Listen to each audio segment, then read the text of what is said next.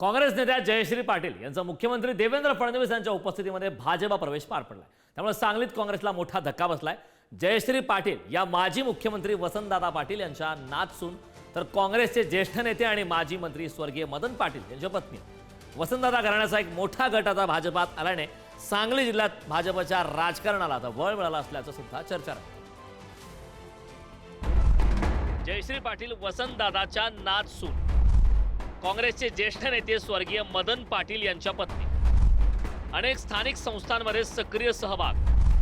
जयश्री पाटील सांगली जिल्हा मध्यवर्ती बँकेच्या उपाध्यक्षा जयश्री पाटील यांच्याकडे दादा घराण्यातील मोठ्या गटाचं नेतृत्व। मला देखील वाटलं की एवढ्या मोठ्या दादांच्या घराण्याची एक विरासत लिगसी सांगणाऱ्या अशा प्रकारच्या बहिणींचा हा प्रवेश असल्यामुळे आपण देखील त्याच्यामध्ये गेलं पाहिजे आणि म्हणून निश्चितपणे आज आपण हा निर्णय घेतला।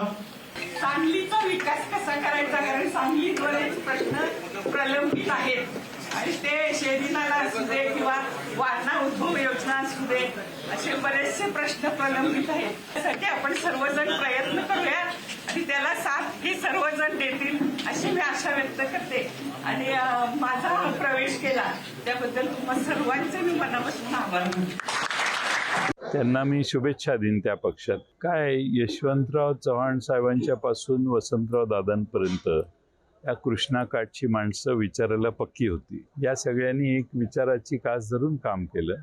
त्याच विचारानं सर्वांनी पुढे जायला पाहिजे होतं। ठीक आहे, आता परिस्थिती बदललेली आहे। बदललेल्या परिस्थितीत काही वेगळे निर्णय झालेत, त्यावर मी काही बोलणार नाही।